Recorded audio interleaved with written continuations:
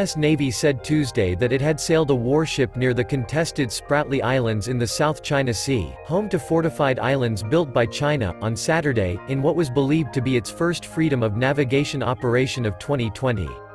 A spokesman for the U.S. Navy's 7th Fleet told the Japan Times that the USS Montgomery, an advanced littoral combat ship, had asserted navigational rights and freedoms in the Spratly Islands, consistent with international law. The latest freedom of navigation operation upheld the rights, freedoms and lawful uses of the sea, 7th Fleet spokesman Lieutenant Joe Kiley said, adding that the Montgomery had challenged the restrictions on innocent passage imposed by China, Vietnam, and Taiwan. The Montgomery passed near the Chinese-held Fiery Cross Reef, home to a 3,000-meter military-grade runway, and Johnson Reef, Pentagon photos showed.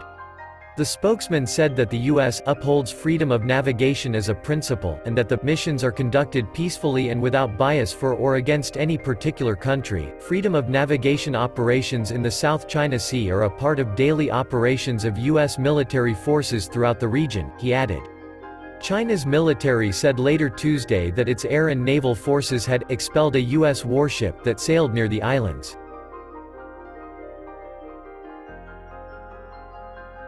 A spokesman for the Chinese military's Southern Theater Command said the U.S. warship's intentional provocation during Spring Festival was done with ulterior motives, and as a flagrant attempt at navigation hegemony. The hawkish tabloid reported that 2 loaded fighter bombers of a Navy aviation brigade headed to the target area and conducted alert patrol missions on Saturday morning, in response to the Montgomery's mission. Beijing claims much of the South China Sea, though the Philippines, Vietnam, Malaysia, Taiwan and Brunei have overlapping claims in the waters where the Chinese, US, Japanese and some Southeast Asian navies routinely operate. Innocent passage, a key tenet of the UN Convention on the Law of the Sea, requires that vessels move directly through the territorial sea and refrain from any activity not necessary for their continuous and expeditious passage.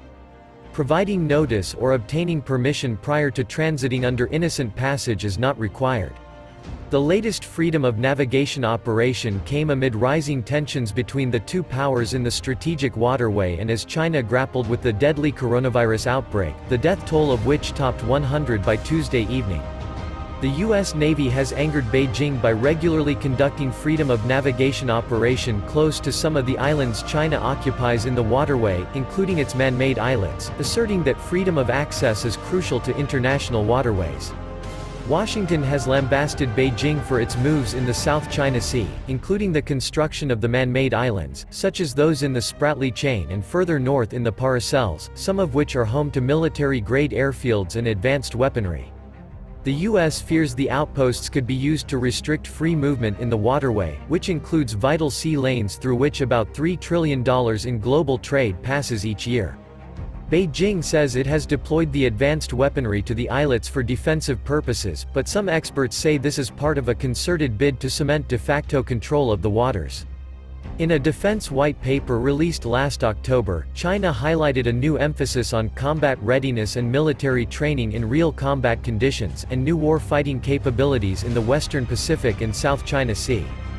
Beijing, the white paper said, has organized naval parades in the South China Sea, and conducted a series of live force-on-force exercises, while its Air Force has conducted combat patrols in the South China Sea and security patrols in the East China Sea, and operated in the West Pacific. According to some experts, the South China Sea could turn into a cauldron in 2020. This year could see a mellowed-down China which is preoccupied with festering domestic problems ranging from economic slowdown as a result of the trade war with the United States to turmoil in Hong Kong. Colin Koh, a research fellow and maritime security expert at the S. Rajaratnam School of International Studies in Singapore, wrote on the East Asia Forum website. But Beijing will not completely forswear the use of coercion. This may create concerns about a possible military confrontation between China and the United States, he added.